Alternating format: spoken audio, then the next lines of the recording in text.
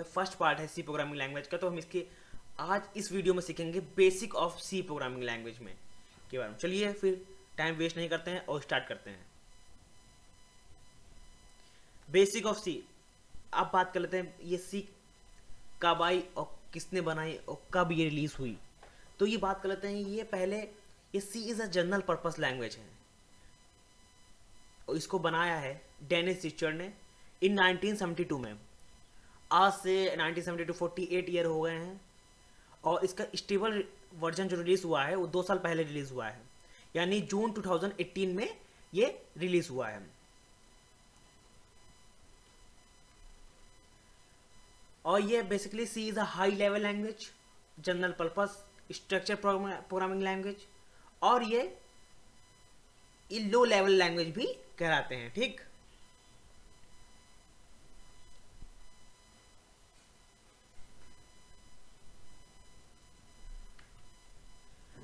the characteristic set of C, the C language support characteristic numbers, special symbols and many more. Alphabet means A to Z in small letter and A to Z in capital letter, और number 0 0 1 2 3 4 5 6 7 8 9 तक, मतलब 0 से 9 तक ये numeric number को लेता है। Special character means comma, semicolon, question mark, add, subtract, multiplication, slash symbol and many more. अब जो इसके अब बात करते हैं कि टोकन्स के बारे में, डिफरेंट टाइप्स ऑफ टोकन्स क्या होता है। देखो इसमें 5 टाइप के बेसिकली टोकन्स होते हैं। पहला आइडेंटिफायर, दूसरा कीवर्ड, तीसरा constant, third fourth operator, 5 punctuation symbol. Identifier की बात कर लेते हैं। ये आइडेंटिफायर मतलब होता है कि यूजर डिफाइन होता है, एक होता है सिस्टम डिफाइंड होता है। सिस्टम डिफाइंड मतलब जो इनबिल्ड पहले से, जो अगर जो प्रोग्रामिंग लैंग्वेज सीखेंगे उसके जो पहले से इसमें सिस्टम में हैं उनको हम लोग सिस्टम डिफाइन कहते हैं। और यूजर डिफाइन जो हम लोग खुद से जो मतलब कोई फंक्शन बनाते हैं, कोई वेरिएबल बनाते हैं और कुछ भी जो न्यू नेम देते हैं फंक्शन में, तो वो हमारा यूजर डिफाइन होगा। सिस्टम डिफाइन जो हम उसमें पर्टिकुलर जैसे इंट, फ्लोट जो है हमारे पास, जो इंट है वो इंट ही स्टोर कर, ये सब हमारा सिस्टम डिफाइन है। इसमें बोथ यूज हो सकता है, बोथ लेटर यूज हो सकते हैं, अपर केस यूज हो सकते हैं और लोअर केस लेटर भी यूज हो सकते हैं। अब बात करते हैं कीवर्ड के बारे में। कीवर्ड यहाँ बहुत इंपॉर्टेंट होता है। कीवर्ड जो हर कीवर्ड की एक यूनिक वैल्यू होगी, मतलब यूनिक नाम होगा, यूनिक वर्क होगा उसका, और ये वो वर्क कभी चेंज नहीं हो सकता। अगर ब्रेक का मतलब हम जानते हैं ऑटो में ब्रेक का मतलब कि ये लाइन ब्रेक कर सकता है और ब्रेक के सिवा और कुछ ब्रेक नहीं कर सकता। मतलब ब्रेक ही सिर्फ लाइन को ब्रेक करेगा, या कोई प्रोग्राम चल रहा है या लूप चल रहा है उसको ब्रेक करने के लिए हम लोग ब्रेक कीवर्ड का यूज करते हैं। अब बात कर लेते हैं कैर का होता है हमारा कैरेक्टर को स्टोर करने के लिए, और ये कीवर्ड सिर्फ यूनिक होता है। मैंने बताया कीवर्ड जो होते हैं हमेशा यूनिक होते हैं। अब कैर सिर्फ कैरेक्टर को लेगा, इंटीजर वैल्यू तो नहीं ले सकता ना कैर, इसीलिए ये यूनिक होते हैं। अब इसी तरह हम लोग default, continue, do, else, enum, float, for, go to, if and लॉ, ये सब हमारे क्या है, कीवर्ड हैं। तो मतलब सी लैंग्वेज में 32 कीवर्ड्स हैं। ठीक, और C is a case sensitive language भी कहते हैं बेसिकली है। अब वेरिएबल की बात कर लेते हैं। वेरिएबल मतलब कि हम जो स्टोरेज होता है, जो हम वैल्यू लेते हैं किस में लेते हैं, जैसे ए इक्वल टू ए लेते हैं, जो हमारा ए है वो क्या हमारा वेरिएबल है। और अगर इसमें मगर हम लोग जो वेरिएबल को स्टोर करेंगे उसका टाइप लिखेंगे। जैसे कि हमको इंटीजर वैल्यू स्टोर करानी है तो हम आगे इंट लगाएंगे, अगर हम लोग कैरेक्टर वैल्यू स्टोर करानी है तो हम लोग कैर लगाएंगे, अगर हमको फ्लोट वैल्यू को स्टोर कराना है तो हम लोग आगे फ्लोट लिखेंगे, अगर डबल को कराना है, डबल वैल्यू कराना है तो डबल भी हम आगे यूज करेंगे। इसके बारे में हम लोग वेरिएबल के बारे में नेक्स्ट वीडियो में पूरा प्रैक्टिकली करेंगे। अब बात करते हैं कांस्टेंट के बारे में बात करते हैं। कांस्टेंट आपको बताया कि कांस्टेंट यूनिक होते हैं। अगर एक बार कांस्टेंट की वैल्यू अगर डिफाइन कर दी जाती है तो वो कभी throughout the program change नहीं होगी। अगर मान लीजिए हमने अगर पाई की वैल्यू 3.14 लिख दी है और उसके बाद उसके जो अगर डबल टाइप का ले रहे हैं या इन टाइप का जो ले रहे हैं, अगर आगे हमने कांस्टेंट कीवर्ड लगा दिया है तो उसकी value throughout the program change नहीं होगी।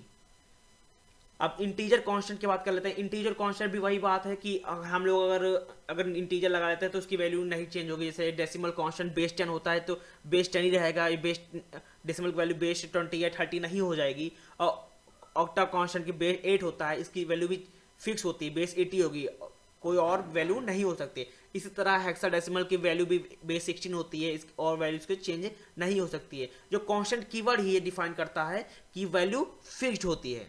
और ये जब हम कांस्टेंट डिफाइन करते हैं तो आगे हम कॉन्स्ट CONST का एक वर्ड लिखते हैं। जैसे कि जैसे हमने इंट a=4 थ्रू आउट रखना है तो a के आगे हम लोग कांस्टेंट लगाएंगे, ठीक, लिखेंगे, तो जैसे कि हम लोग वो वैल्यू चेंज आगे ना हो पाए।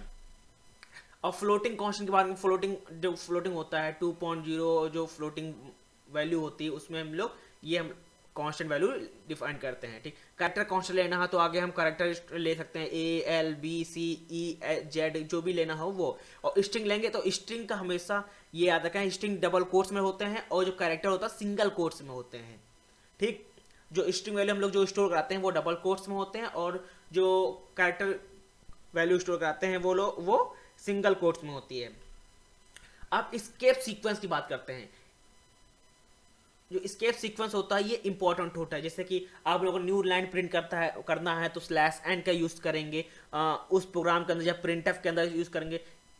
एस्केप सीक्वेंस मतलब बैकस्लैश के साथ जो हम वर्ड यूज करेंगे, जैसे कि एन यूज किए, एन के लिए न्यू वर्ड, और बैकस्लैश के आर मतलब रिटर्न, /t मतलब horizontal tab, /v \v equal to vertical tab. जो हमारा जो बैकस्लैश यूज होगा वो किसी वर्ड के साथ यूज होगा, ठीक, जो वर्ड की एक स्पेशल मीनिंग होगी। जैसे कि हम लोग यहाँ जैसे \n मतलब न्यू लाइन हमको प्रिंट करानी है और \r मतलब रिटर्न होगा। / जरूर लगेगा जब कोई स्पेशल मीनिंग का जो हम लोग वर्ड यूज कर रहे हैं, कैरेक्टर यूज कर रहे हैं, ठीक। अब बात कर लेते हैं ऑपरेटर की बात कर लेते हैं। ऑपरेटर तो यहाँ पे थोड़ा एक बेसिक सा बता देते हैं। अर्थमेटिक ऑपरेटर मतलब आपको पता है प्लस माइनस, इंक्रीमेंट मतलब इंक्रीमेंट डिक्रीमेंट, प्लस प्लस या प्लस माइनस, प्लस प्लस या माइनस माइनस, या एक बढ़ाना या एक घटाना, इसको इंक्रीमेंट डिक्रीमेंट कहते हैं। असाइनिंग ऑपरेटर, रिलेशन ऑपरेटर भी पढ़ेंगे आगे हम लोग, लॉजिकल ऑपरेशन भी पढ़ेंगे हम लोग, कंडीशन मतलब आप लोग पता है कि कंडीशन लगाना है, बिट वाइज भी पढ़ेंगे, स्पेशल ऑपरेशन पढ़ेंगे। ये सब हम लोग जो आने वाली वीडियोस में हम लोग पढ़ेंगे। अर्थमेटिक ऑपरेटर चलो एक बेसिक से बता दें। अर्थमेटिक ऑपरेशन प्लस माइनस आपको बताएं, सब्ट्रैक्शन करना, मल्टीप्लिकेशन करना, डिवीजन करना, रिमाइंडर फाइंड करना, ये लोग अर्थमेटिक ऑपरेटर में आता है। आपको बताया इंक्रीमेंट डिक्रीमेंट ऑपरेटर में प्लस प्लस माइनस मतलब एक इंक्रीमेंट करना, एक वैल्यू को हर बार इंक्रीमेंट करना। माइनस माइनस मतलब हर टाइम एक value decrease by one, decrease by हर बार एक नंबर को कम करना, ये हमारा डिक्रीमेंट होता है। असाइनिंग ऑपरेटर अगर हम चेक करना है कि A=B है कि नहीं, बराबर है कि नहीं, वो चेक करने के लिए plus equal to, minus equal to, ये साइन हम लोग आगे सब लोग ये सब पढ़ेंगे। रिलेशन क्या हम लोग बताना है कि रिलेशन से बताना है कि अगर इक्वल अगर क्या 5 इक्वल 3 है, अगर 5 जो है वो 3 के इक्वल है, अगर है कि नहीं है, ये सब लोग आगे पढ़ेंगे। ग्रेटर देन का साइन और लेस देन का साइन, ये सब हम लोग आने वाली वीडियोस में प्रैक्टिकली इसको हम लोग जानेंगे, ठीक। ये थैंक यू।